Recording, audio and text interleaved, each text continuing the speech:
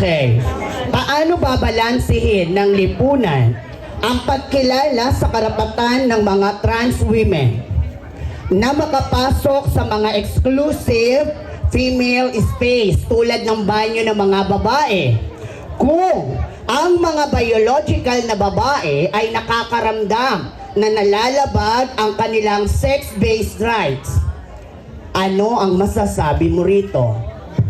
One of the biggest issue nowadays, yun nga po yung trans woman is a woman.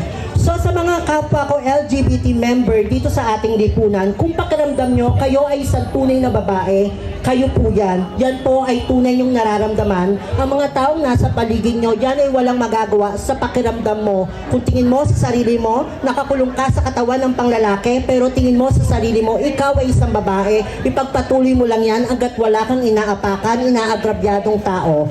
Ngayon, paano natin babalansihin ang karapatan ng mga biological women pagdating sa mga comfort room o mga pampribadong mga bagay na naaangkop lamang para sa mga tunay na babae. Kasi akala nila sila ay nababastos, akala nila sila ay nawawalan ng karapatan.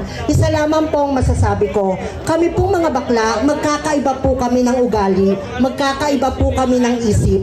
Merong mga bakla na bastos kung ituturing po natin, prangkahan po tayo. Hindi po perpekto lahat ng mga bakla dito sa lipunan. May mga baklang adik, may mga baklang magnanakaw, may mga baklang bastos. Ngunit wag po natin i-disregard na meron din pong mga baklang tunay na may magandang asal, tunay na may magandang kalooban, isang baklang walang ginawa kundi gumawa lamang po ng tama. Hayaan po natin ang isang bakla na gumamit ng comfort room hanggat hindi ka po niya inaagrabyado, hanggat hindi ka po niya sinisilipan, hanggat hindi ka po niya minamanyak.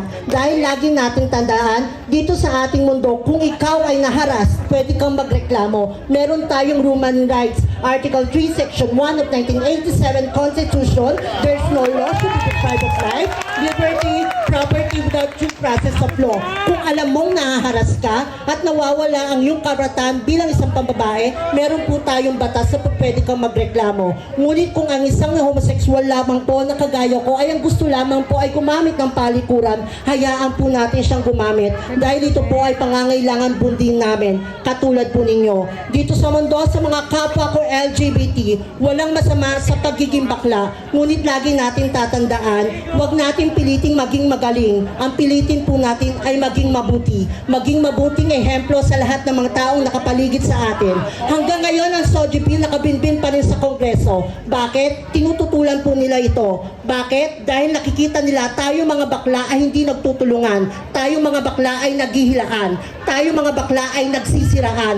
Tayo mga bakla ay nagpapataasan ng ere at nagpapataasan ng ihi. Pero kung makikita nila, lahat tayo ay nagkakaisa. Lahat tayo ay nagmamahalan. Lahat tayo gumagawa ng tama dito sa mundo. Kailanman, hindi magiging hurado ang mga kababaihan at mga kalalakihan kung ano man ang kasarian natin dito sa mundo.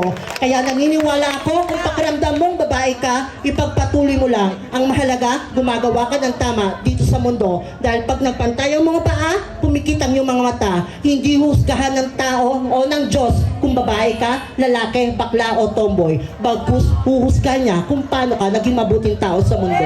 Maraming salamat po.